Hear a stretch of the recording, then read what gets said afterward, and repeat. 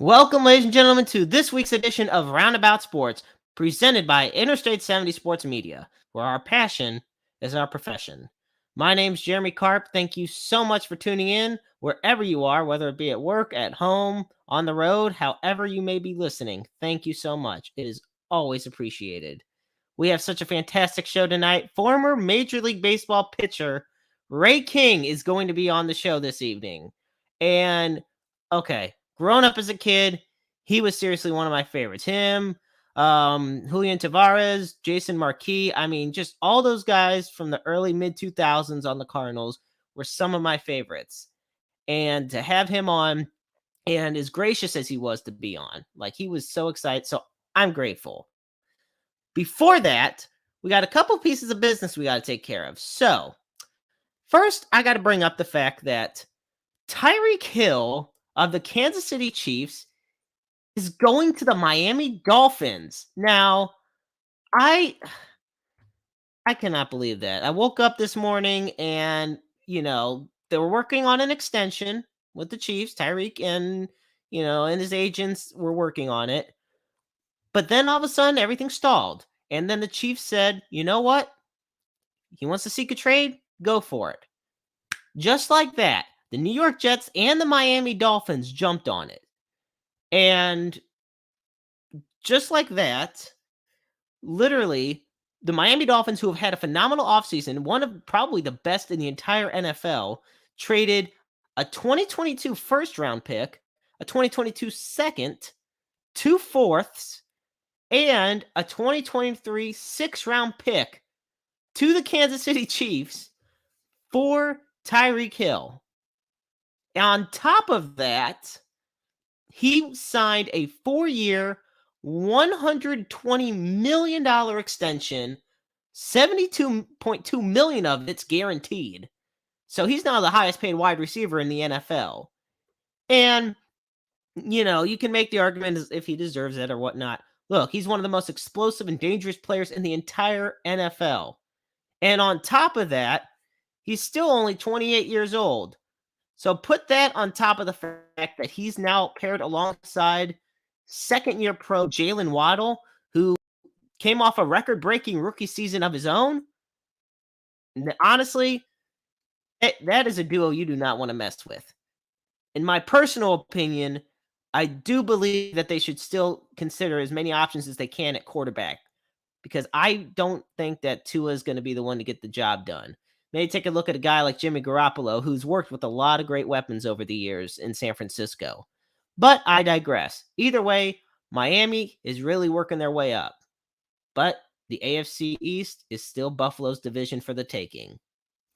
Now, our next order of business, I had mentioned it on multiple social pages that we have a new social, or I wouldn't really say social logo. It's the new logo for Interstate 70 Sports Media. We had multiple designs that were sent our way. And I'd like to thank everybody who sent theirs in. But one person we selected got the winning logo. And I sent it to James Knox, our insider, and Adam Frax, my partner in the I-70 Sports West Market. We were just blown away by it. So, ladies and gentlemen, I'd like to give a big reveal here to the new logo of Interstate 70 Sports Media.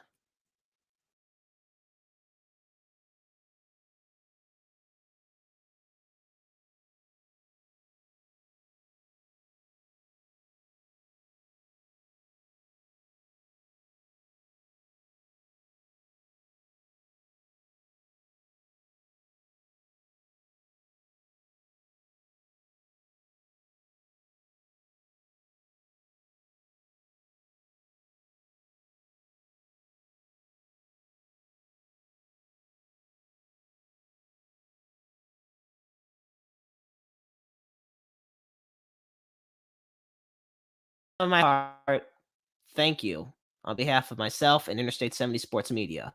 We look forward to using the logo in the future. Now, one more piece of news I got to take care of. Yadier Molina has reported to spring training. That's right. Yachty's back for the 19th and final time of his career. And it's kind of heartbreaking. I'm not going to lie. Surefire Hall of Famer, one of the best in the business. But, you know, gonna miss him, but we love him. And Cardinals just recently lost their first game of spring training. Other than that, they've had a phenomenal spring. Arenado and Wainwright have been two of the big stars out of it. Meanwhile, they're really working on their pitching situation, given the fact that both Flaherty and Alex Reyes are injured yet again. And it's unfortunate because Alex Reyes is definitely one of those guys who has so much potential, but injuries and off-field issues just keep on hampering him. I had the pleasure of going to his first start, and it was a fantastic time. And Jack Flaherty has all the potential in the world to be the dominant ace in the National League. But, injuries, especially in the shoulder, can be very tumultuous for a pitcher. So, obviously, the St. Louis Cardinals got their work cut out for them. And anybody's game is the National League, or it's anybody's division for the tanking in the National League Central. With all of that said, it is time for our featured guest. And if you have a question that you'd like to have, be sure to put it in our StreamYard chat. And we will try to get it on the air. And I am looking forward to this. So, ladies and gentlemen, he is a long-time former reliever in Major League Baseball. I got a big soft spot for him because he's a southpaw like me. You always got to go with the lefties. He pitched for the Cardinals, the Cubs, the Brewers, the Rockies, the Braves, so many more. And he was actually a part of one of the biggest trades in Cardinals history. We'll explain why a little later. Ladies and gentlemen, it's my pleasure to introduce to you all, here on Roundabout Sports, Ray King. How's it going? It's going good, Ray. How are you, my friend?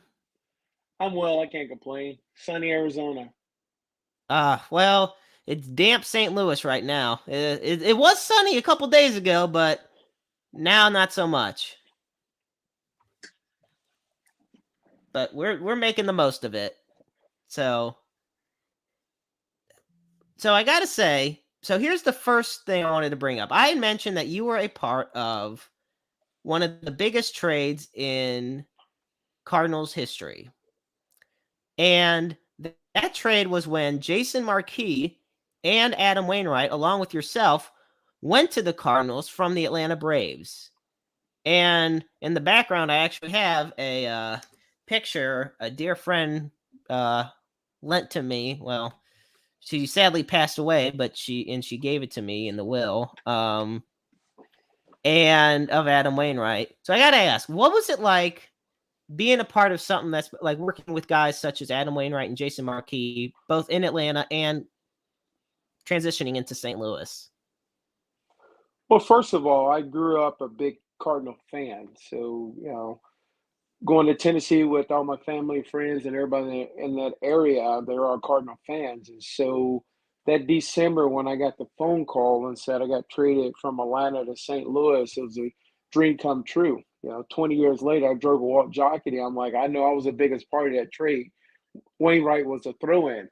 But Right. Wainwright was that kid coming up in the Braves organization. You can see the tall, lanky, and just that demeanor to him. He would spend that time there with at that time with Maddox, Glavine, Avery, Smoltz, and all them guys. Who that kid was just a sponge, and Marquise was a bulldog. And so for all of us, three of us to come over and have impact right away with the Cardinals was a dream come true. I think I ended up pitching like 86 games that year and got into the playoffs, and unfortunately ran into a hot Boston team. But I tell everybody, coming to St. Louis by far is the best place to play baseball. From opening day to, it's 30 degrees outside, it's still 40 something thousand people there. If it's 105 degrees outside, still 40 something thousand people there, to where they love their baseball. And as a player, when you got a team organization that really loves the game, it's easy to go out and perform because if I don't get them tomorrow, they're not going to boo me. Just as long as you go out and try and do your best, then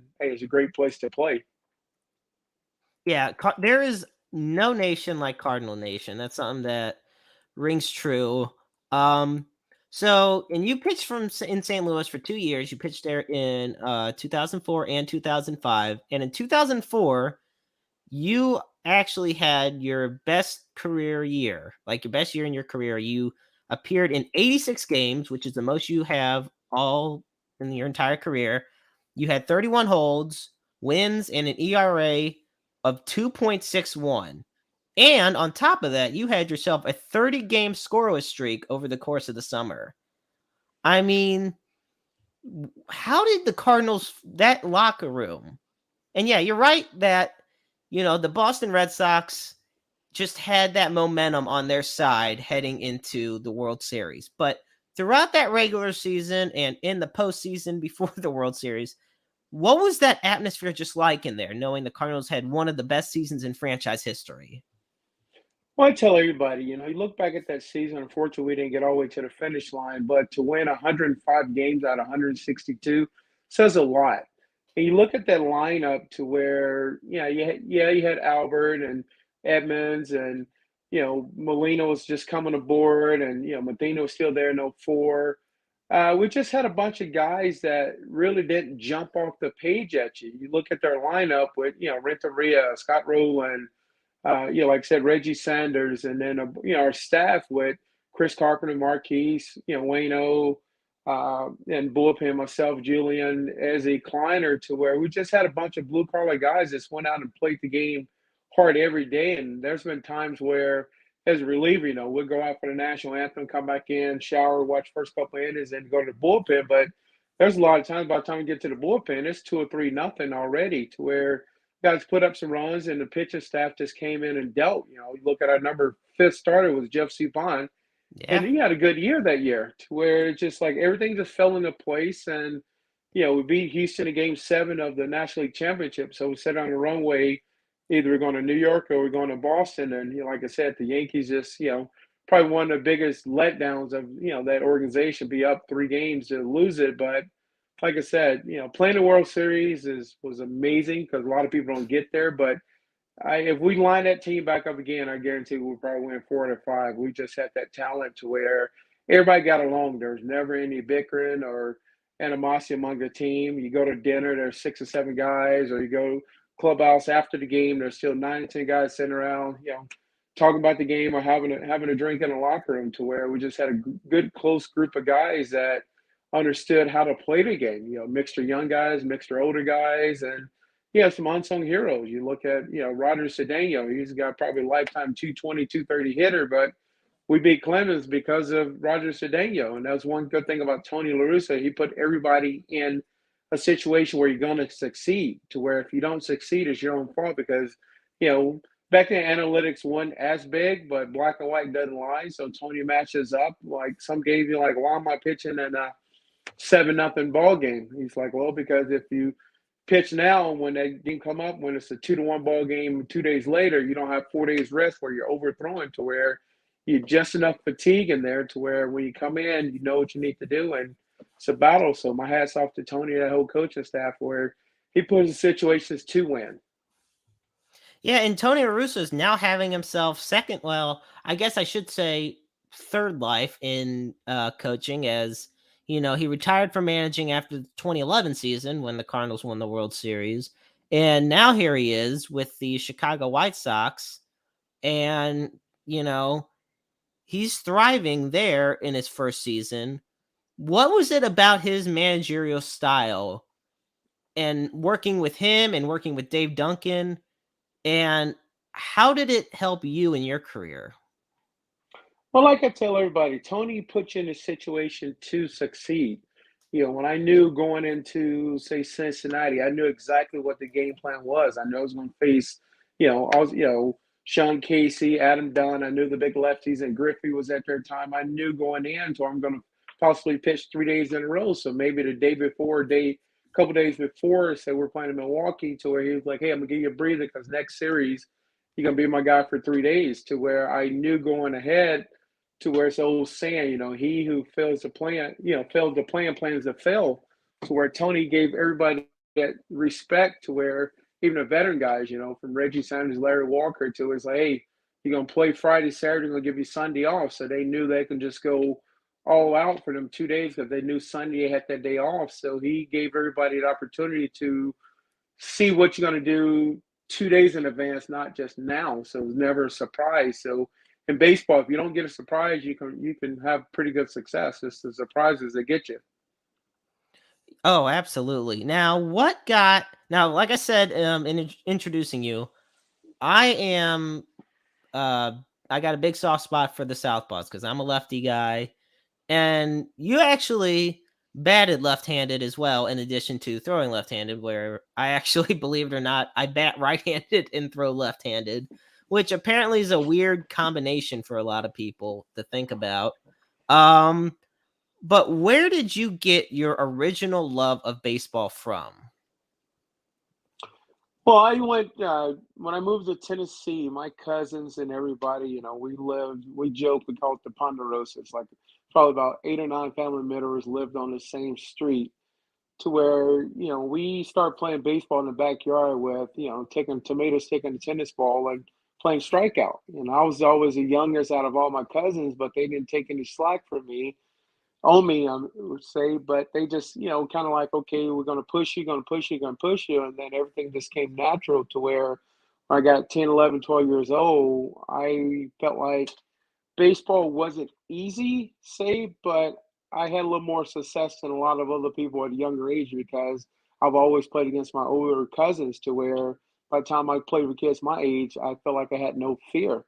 And it worked all the way up through college to the minor leagues, got to the big leagues to where when I walked on a mound, no matter if I'm facing Barry Bonds, facing Warren Pierre, I treat them the same to where today I'm better than you. Yeah, I'm going to come out today and no matter what happened, here it is. I'm not going to back down. I'm not going to, try to trick you. This is what I got in my arsenal, and we're going to go at it. And that was one good thing about Dave Duncan. Here's a guy that was a catcher turning a pitching coach, so he's seen a lot from behind the plate to where it was easy for him to relate, okay, this is what we need to do because he always said the plate is 17 inches. If you can take four, two on each side, you're going to have success. And you stay out in the middle of the plate, move the ball around, add as a track to where you're going to have great success. And I got to St. Louis and it just took off, to where I would come in games with base loaded, no outs, and somehow get out of it. And like I said, I just had a great run. And with the fans there, is always gave you motivation jogging out of that bullpen hear the Bears on the bat screaming for you, and then you come in and face some guys, and you're walking off, and you look up in the stands, and everybody's just happy to be there because it's Cardinal Nation. Oh yeah, and like we said, learning from guys such as like Dave Duncan, being there with Tony La Russa, and it's just can just have such a phenomenal impact. What is one story of your early career before you went to the Cardinals, like when you were with the Braves and the Brewers, and even when the Cubs, when you first joined in the major leagues back in '99, that people honestly might not know about you? Well, I tell everybody, when I got caught up, with the Cubs, we're in Oklahoma City, and we had went out the night before. I'm not gonna lie, I had a few drinks, so I wasn't feeling too good when I got to the hotel. And you saw that flashing light on the hotel in the Triple Oklahoma City, and it was the trainers like, "Hey, you just got called up to the big leagues," and I'm like, quit joking. Everybody play jokes, and you're like, "For real?" And he's like, "Yeah." He's like, "Your flight leaves at 6 a.m." And so, get up. The team is going from Oklahoma City to Nashville, and I'm flying into Atlanta because we're meeting. I'm meeting the team in Atlanta playing the Braves. So I land in Atlanta. I got no baseball equipment, zero. My bag ended up going to Nashville with the AAA team, and I'm sitting there, sitting there, sitting there. Get to the ballpark, so I got to borrow a glove from Felix Heredia. I got to get spikes from the clubhouse guy, and I'm like, "There's no way I'm going to pitch tonight." My heart is pounding. Lucky to, I'm happy to get into in the big leagues. I get down to the bullpen, and about the sixth, seventh inning, the phone ring is like, "Get Kinger up," and I'm like, "Oh my god!" So my heart is just pounding, and so I jog into the mound, and at that time I got Benito Santiago catching, Mark Grace at first, Gary Gotti at third, Blauser, Mickey Morandini, and so Benito comes out, and I'm like, one's fast, two curve, three slider. He's like, "Hey kid, just throw it out, catch it." I'm like, "What?" So it's just like no signs. So I get on the mound and look over at Gracie, and Gracie's like all pumped for me, a big first big league game, and there's like now batting number 10, Chipper Jones. So my first big league hitter was Oh Chipper Jones. no. I get on a mound and I'm looking for a sign. Benito doesn't put a sign down, just telling me like, hey, come on, let's throw it. I look over at Gracie. I step off. And Gracie's like, throw him the slider, get a ground ball. Lucky enough, I get back on. It's like now batting. Chipper Jones. The stadium's going crazy. Tomahawk chop going, and I'm just hearts pounding. Throw it, get a ground ball, flip a double play, and it seemed like it took forever for that double play to turn to where. And I tell everybody, every game I went into, people may not know I was nervous because I'm saying if you're not nervous, you shouldn't be here. But that first game, I'm like, my heart felt like it was going to jump out of my chest with Benito Santiago, such a great catcher. And then Mark Grace over there just like look at me and tell me throw a slider with run on first. I'm pretty sure Chipper had to see it because we flipped Chipper around, but I got that out and it was just like walking off like it took me 30 minutes to get back to the dugout. Oh man. Now see, Chipper Jones was one of my favorite players watching growing up. Trying to imagine that being the first batter you face, like right then and there. Oh no, that I couldn't do that one. That would definitely make me Yeah, nervous. And I do like where you do say if you're because people would kind of treat it the other way around to where they would say, well, you shouldn't be nervous or else you shouldn't be here. But in all honesty, there's only X amount of people in history who played a Major League Baseball game, you know? but And yeah, I tell a oh, go lot of ahead. people, especially been a lefty in my situation. I came in the game a lot of times either down by a run, tied up by a run. So everybody's like, "Oh, it's the pressure." Yeah, you felt the pressure, but at the end of the day, you walk out, you get the butterflies in your stomach, but it gives you the confidence knowing that the managers had that much confidence in you to come in to get the job done. And like I said, 86 games and we only play 162. So I pitched in over half the games and then playoffs and all that. But it was just, like I tell everybody, every day coming to the ballpark, I walked in the ballpark anticipating pitching that night because if I anticipate it when it happens, I'm good to go. If I go in, it's like, oh, I hope I don't pitch tonight. That's when you're going to run into trouble. So I walked in the ballpark every day expecting to pitch. If I didn't pitch, I was disappointed. Right.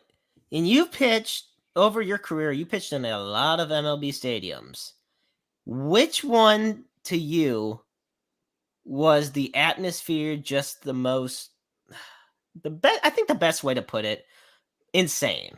That's just the best way you can put it. Not because there's nothing really eerie about any of these stadiums, but I mean there might be some haunted ghosts in Wrigley, but other than that, what is just the most insane atmosphere out of all the MLB stadiums that you had the pleasure of pitching in? I think the top two comes off is when you go in there and playing Houston back in the day when they had, you know, Baggio, Bell, BGO, the Killer Bees, Berkman to it. That stadium got Yep. pretty loud. You come in facing them guys, and they got the B sound going, and it's enclosed, so super loud to where you look back in that playoffs, in 2005, if you remember Albert hitting that home run off Ledge in that ninth inning, to where that stadium was absolutely going crazy loud, like you can't hear anything. And he hit that home run, and it just went silent, like you can hear a pin drop. And then I think the other times, probably when he got the most nerve wracking, was the last couple of years when Bonds was chasing the home run record, to where you coming in the game facing Bonds, you got to change balls because all the balls have the hologram on it, and everybody stand up on their seat, and ESPN every game is coming back to Bonds at bat. So when you're facing him, I'm like, I'm not giving up this home run to him. So it's just like, okay, Right. you got friends hadn't watched baseball all year, but they definitely watched the Sports Center that night. So I was like, I don't want to be the guy to give it up. So them two stadiums when Bones was breaking a record, and then with the Killer Bees down in Houston, probably the louder stadium, but it was kind of like nerve wracking. You just knew what was online. I think for me, the biggest okay, I remember that home run that Albert Pujols hit without a shadow of a doubt. I remember that. And I always say, rumor has it that the ball still hasn't landed yet. Um, Yeah, it was a and bomb. Like I remember pitching earlier, and I'm in the clubhouse, and stadium's going crazy, and then all of a sudden you hit that home run. Is like no noise at all. That's probably one of That probably the most yeah. horrific home runs that a pitcher gonna give up in that series because everything's on the line and Albert is Albert. Oh, without a doubt. And I think for me though, and in St. Louis especially, as you know, there's so many iconic home runs. For me, and a lot of people will say David Freeze's in game 6 of the 2011 World Series.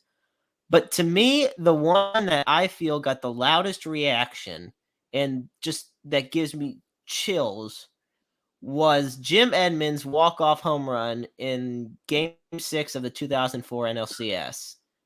I felt, and once again, this might be because I'm a lefty or something, but I always felt left-handed hitters had such a smoother swing to them. There's something just about the way that lefties swing the bat, and the way Edmonds hit that ball, and you're in extra innings, and the crowd's just waiting to go to Game 7, and it's Old Bush Stadium. It's Bush Memorial Stadium. It's not even the current Bush.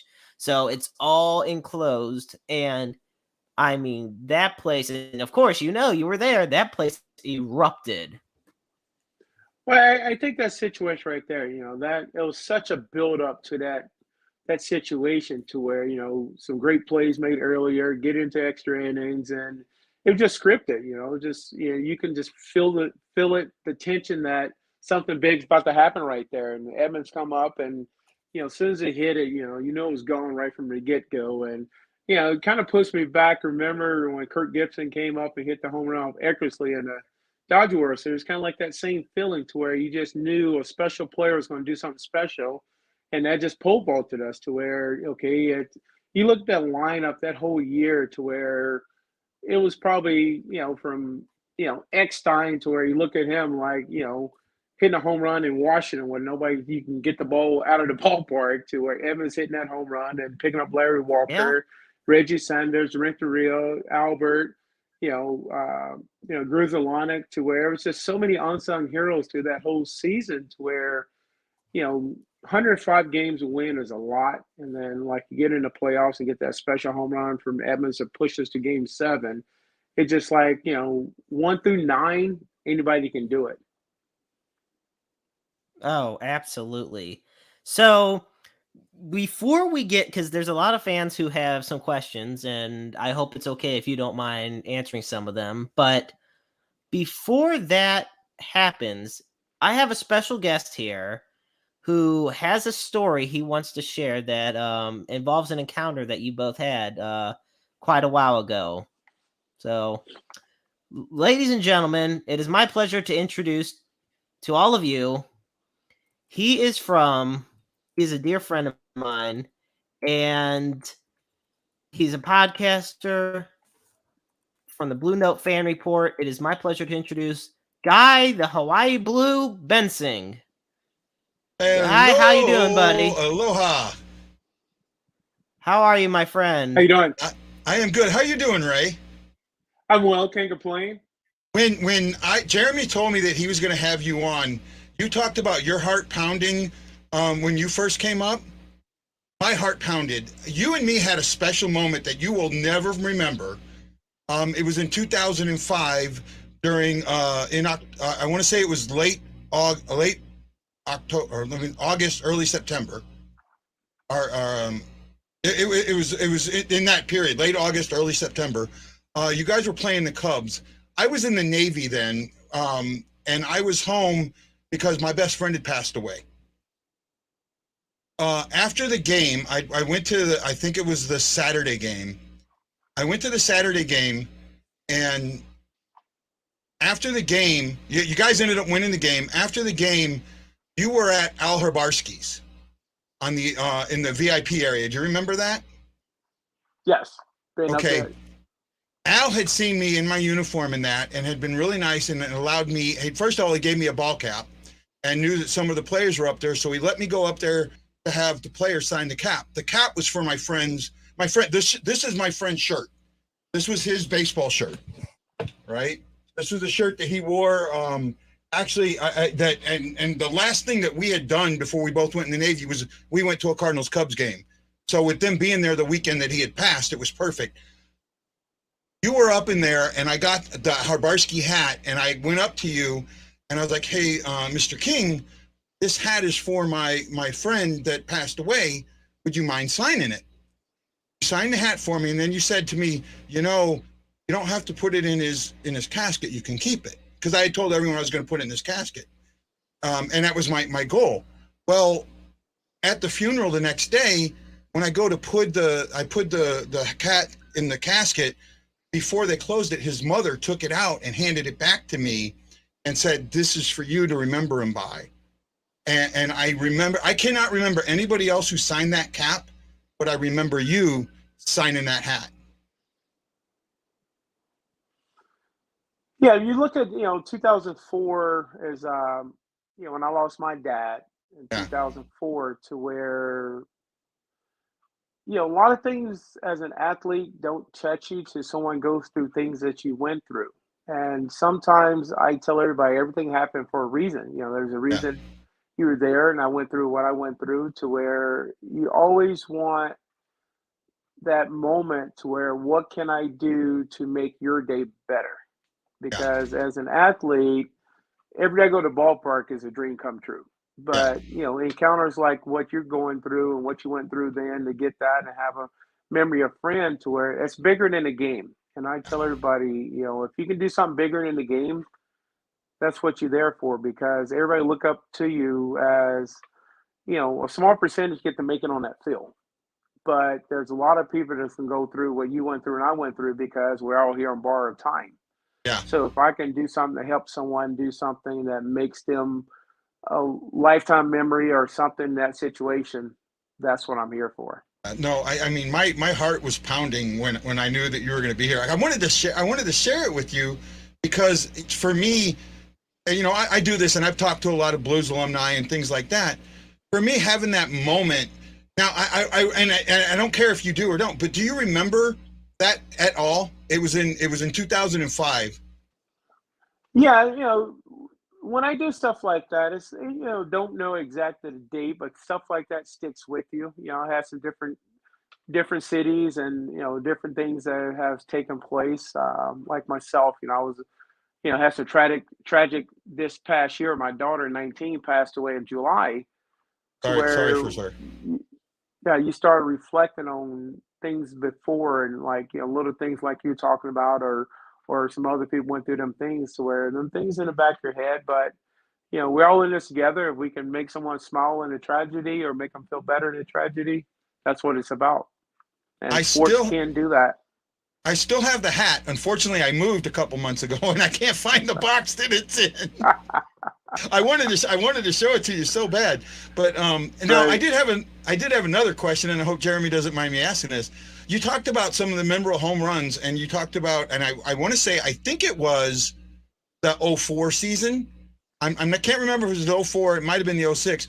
But So Taguchi's home run, was that during the '04 season against the Mets? Yeah, that was I think that was '06 when Okay, Wainwright came to close it down. Yeah, yeah. so it was So you awesome. were already gone there then, I was right? gone then. Yeah. Yes, yes. What was Taguchi like? He was one of my favorite. Now at the time, the time that I met you, I was actually no. The time that I met you, I was stationed in Hawaii, but I spent years. I spent 9 years in Japan. I was stationed in Japan for 9 years, and was when Desert Storm, Desert Ship came up. That's where I was. I was stationed out of there. My ship was out of there. So Taguchi to me, like I knew him a little bit from playing in Japan, and he was like my favorite player that was on the Cardinals at the time.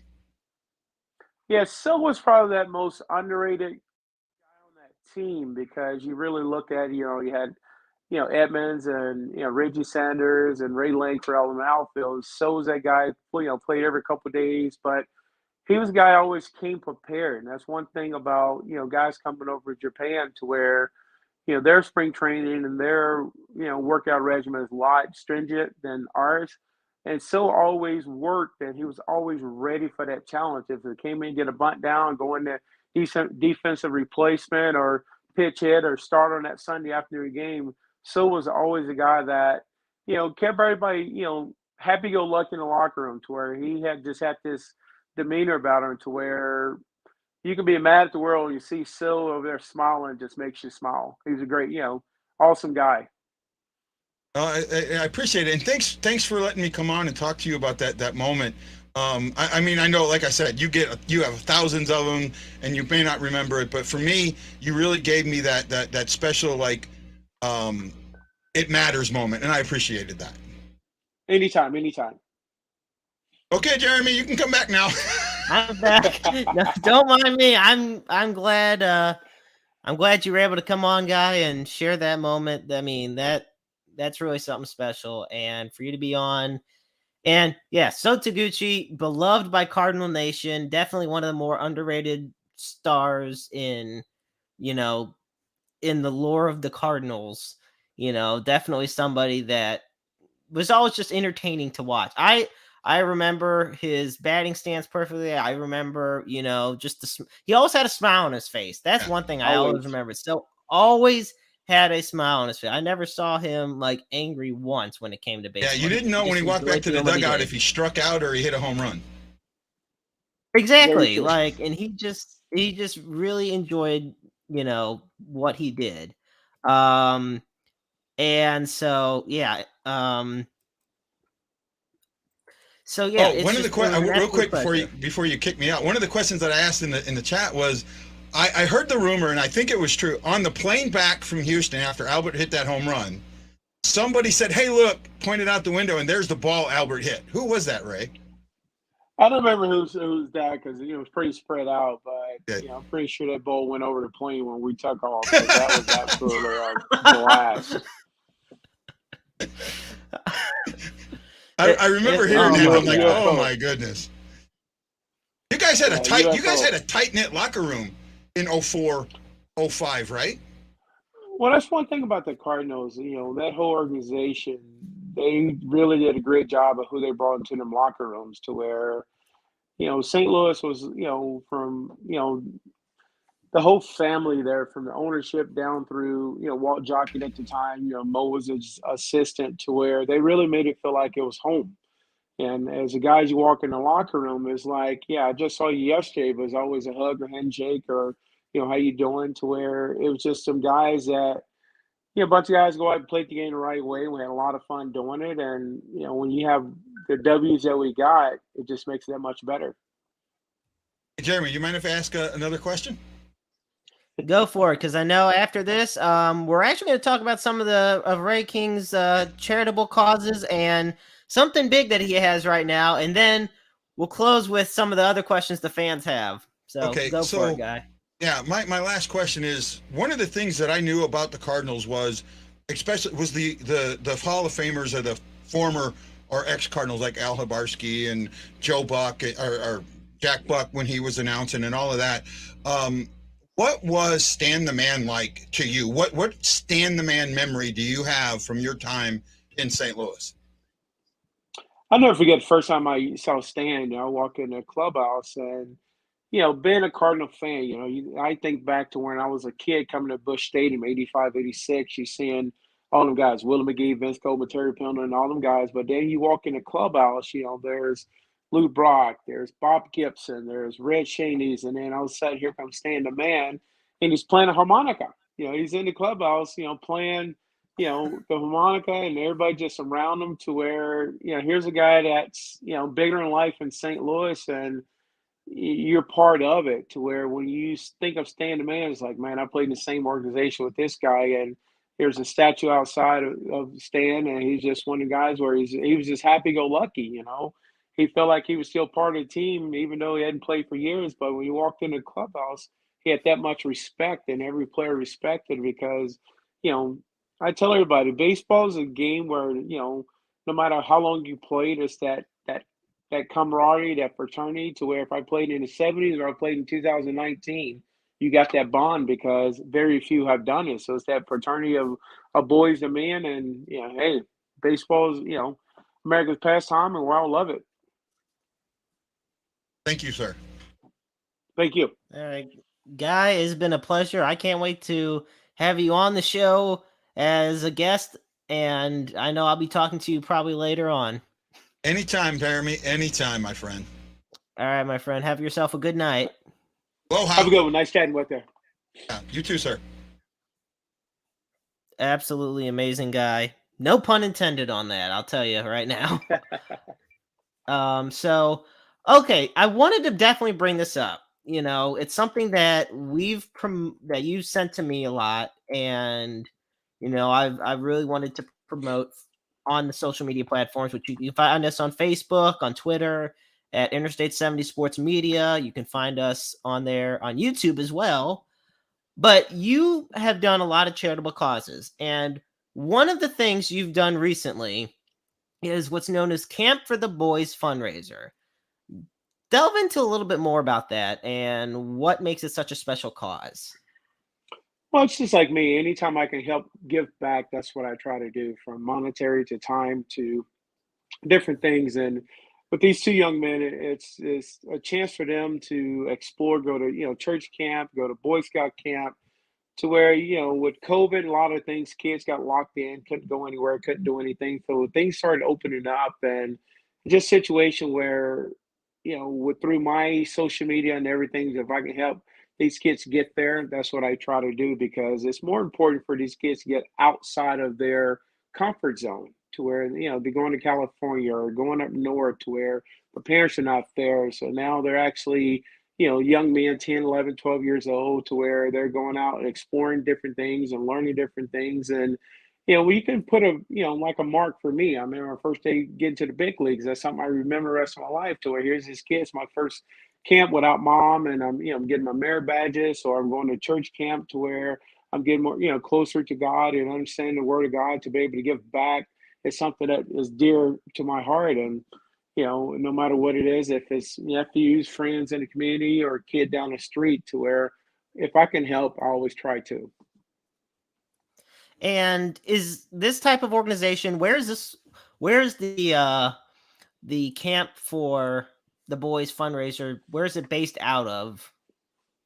But a lot of kids are here in Arizona, but they're going over to California. So it'd be like a week camp. And it's just like with the cost of everything, even the gas now, it's just like everything is so expensive, to where these kids go over for I think it's 5 days, 6 nights, to where they're going in, and different each day is a different thing, to where they're learning and doing a lot of stuff in the community there in California with their peers. And just it's a great situation where, like I said, we can send these kids outside, away from mom and dad, and let them see what's out there. Because you go back and look, a lot of kids, they don't even get a chance to get out of their own neighborhood, more or less get out of the state. So something came to me, and I posted it, and hopefully we can get there. And a lot of people have been generous, no matter if it's $5 or $100, to where it's all for a good cause, and we're giving it back to the community. And I had remember mentioning before we went on live that the goal of this Fundwise is $1,200, and you guys are actually at $970, and that's not too shabby. You guys are getting there, and that's already taken care of so much. But I know there's always more that can be done. Yeah, like I said, I appreciate everybody that has donated, and the people who look on my Facebook page and see it. But hopefully we get that goal. But if not, every penny is, to where we all set the cost. It's kind of like other things I do with kids in baseball, to where I can help these kids go to tournaments or different things where single parents, or just in today's world, people working every day 40 hours a week with the prices of everything. There's no extra. So I never want a kid to be denied because of financial reasons. Oh, absolutely. And I know it can be kind of tougher this day and age with everything, with the way the economy is and everything, and of course gas prices way over the roof. Um, what are some of the other causes that you were involved in while you were a active player in Major League Baseball? Well, while I was playing, my biggest thing, I was on the executive board with our union. So I went to the last basic agreement. I went through that. So learned some ins and outs, and I was trying to educate people on this past one. And, hey, it's not really about the dollars and cents. There's a lot more going on. But even when I was in Milwaukee, and I was on the, I lived there year round. So every year around Christmas and Thanksgiving, went out, gave out turkeys to, unfortunate, to where even in St. Louis, I was with the, did a lot of stuff with Cardinal Care, to where we did a lot of things out in the community. If it's going to a school, just letting kids, even just being next to you, knowing you're a major league player, that gave them insight to where if I can do it, you can do it. I came from a family that we didn't have a lot. So to be able to make it and going back into these classrooms and tell kids, okay, you may not make it to the big leagues, but this little white baseball can get you to college. And some other things I've done, club baseball teams where helping kids get college scholarships, and we've tried last year traveled all over the country with a team called Wow Factor to where you know the game gave me a lot. So if I can help and give back in any way I can, that's what I try to do. So no matter what organization I was with, we did a lot of stuff in the community to where they didn't have to ask me twice. That's wonderful. I've been fortunate enough to participate, at least grown up in a lot of the Cardinal kids clinics where, you had some of the former Cardinals players who would, just go through all the basics and, instruct you. And I remember this is one of my favorite stories. I had actually talked about this to to the head administrator, my boss at work today. So former Cardinal Ken Reitz, who sadly passed away last year, he and I were in the batting cage, and he was pitching to whichever kids, like the kids that were in line. He'd pitch, you hit, and he kind of just guides you through it. And heading into that, my dad would just tell me how slow of a player Ken Reitz was. There's a reason they called him the Zamboni. And he talked about people loved him, and God rest his soul, but they always talked about how slow he was on the base paths. And we were in the batting cages, and I'm telling you, I didn't say a thing, but Ken Reitz hits me in the thigh with the ball. He's straight up. I'm in the bag. I'm a little kid in the bag, and Ken Reitz just hits, and it just goes right in the thigh. And I'm just like, well, dang, that didn't feel good. So my dad's like, just charge the mound. So I slam the bat down, go up to him. And of course, Ken and I didn't think no ill at all. It was such a fun time. Always a great pleasure, but it cracked me up so much to think that I can now say I've been hit in the thigh by a Cardinals player on a pitch. Well, that's the best thing about being a player. You do these clinics, and there's 50, 60, 100 kids, but there's always one or two kids going to walk away because you had a moment with that kid, or you had a laugh with that kid, or he was struggling at the beginning and you showed him a little tip to where you can see a kid go from like, I'm an outcast, I don't belong here, to you walking out like, I had a great time and I got a ball sign, and you just see that flip. And that's what it's all about when you see that kid come in not too happy but leave ecstatic. Without a doubt. So Ray, take a minute if it's okay. There's some of our amazing fans have actually sent in some questions. Mind if we check a couple of them out? Yeah, let's go. All righty. So the first one we got is actually from I-70 Sports Media Insider James Knox. And James asks, he's got a question for Ray. He wants to know who your favorite plate umpire was when you were on the bump. I love Joe West when we're in Milwaukee, because Joe West is from that area. So he would tell you, he's like, all right, boys, I'm going 3 balls on each side and 2 balls high. You better swing because mama got dinner on the table.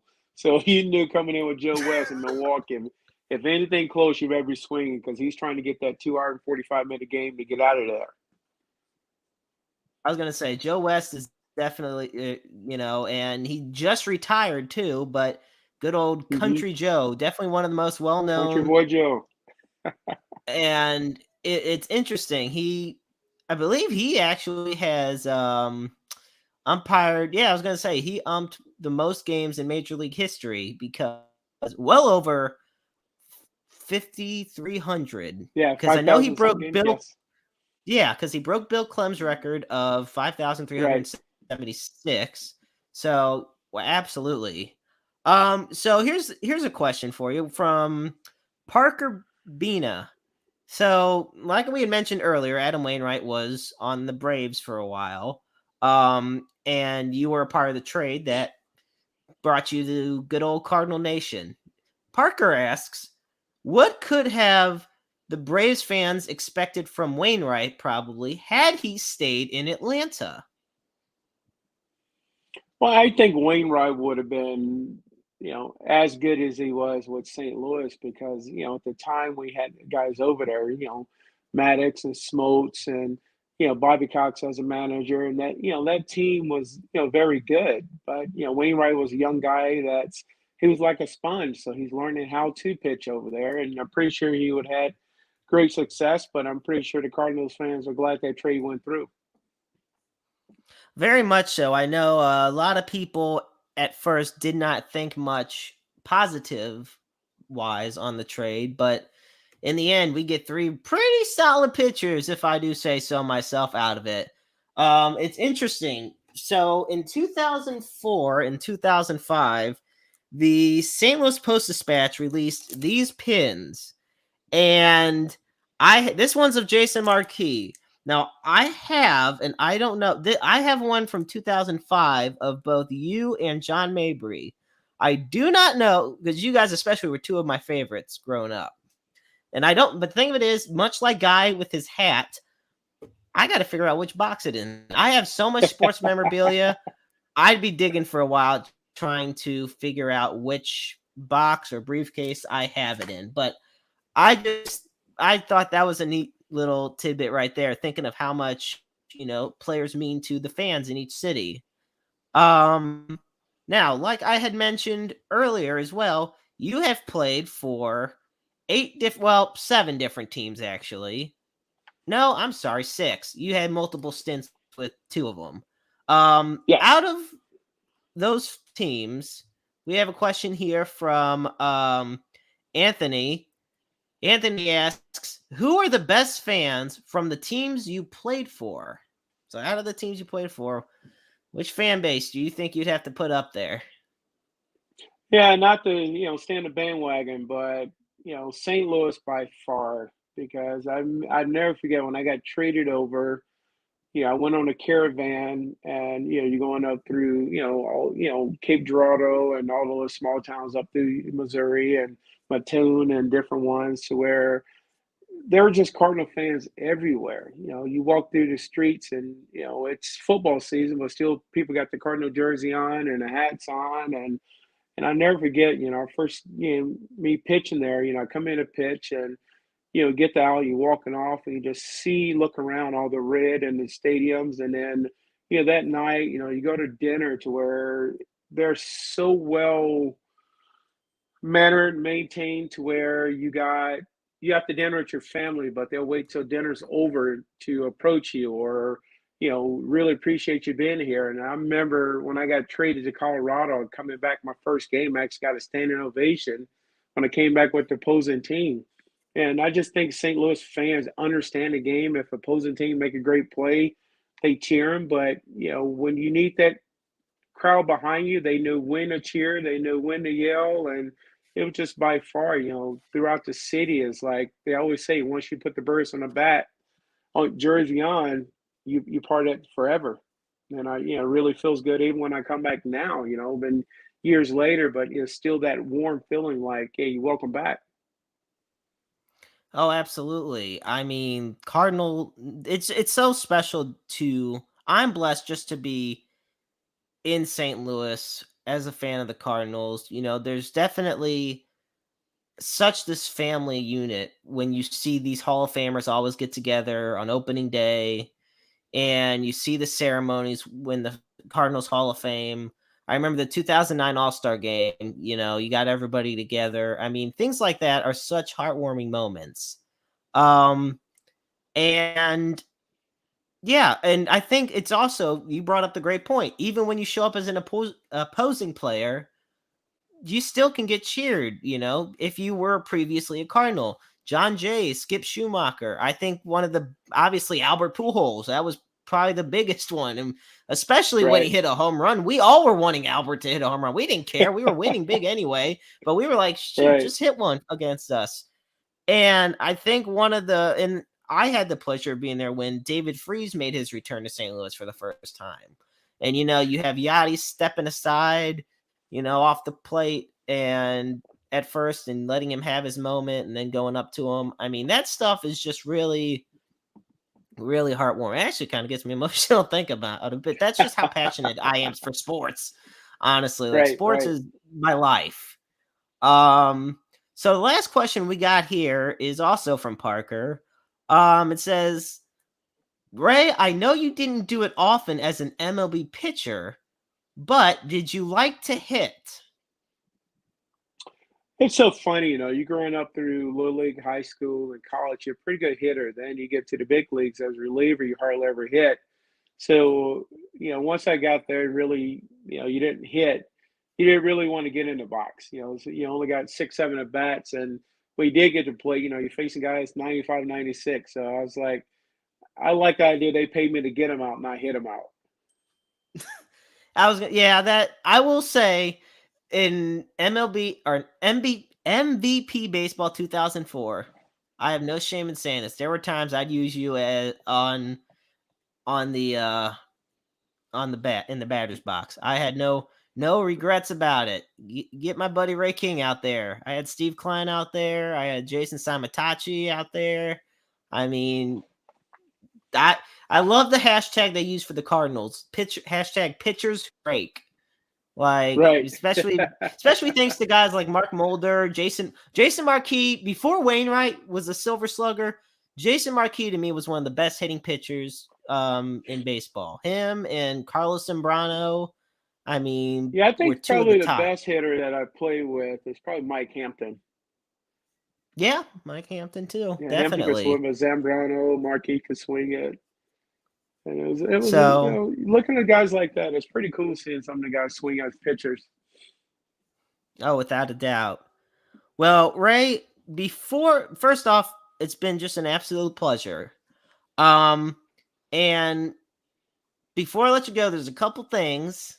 So first, it's always a question I always ask every guest before near the tail end of the interview.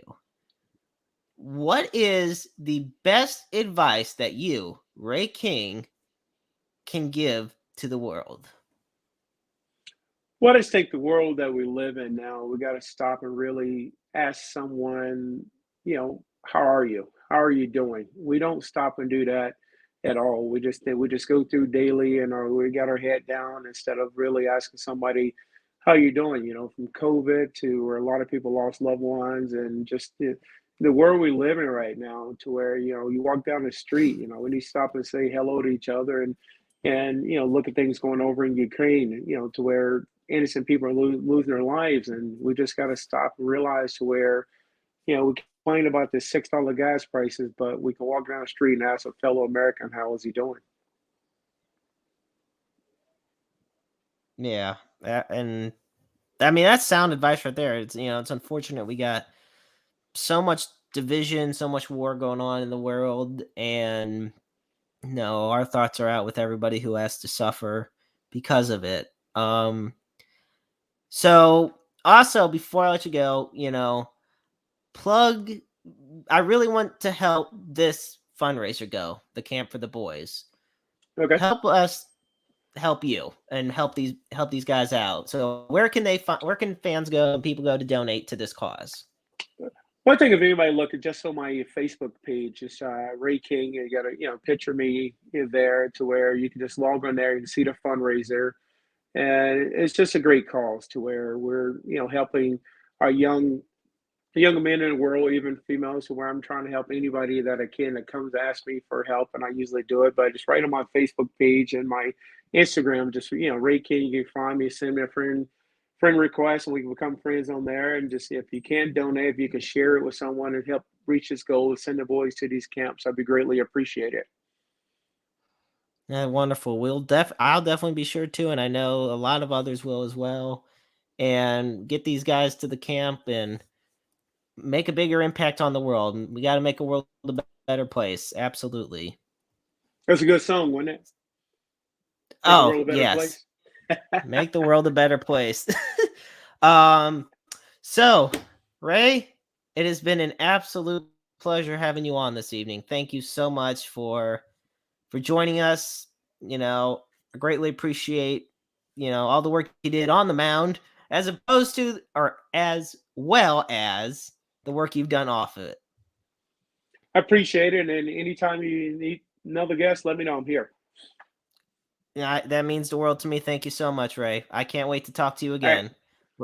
I appreciate it. Have Have a good yourself a one. good Thank you, night. guys. You too. All right, Ray thanks. King, ladies and gentlemen, here on Roundabout Sports. Wow, that was a great time. A great guy. Ugh. I tell you, folks, I love doing this. This is not. I have fun doing this.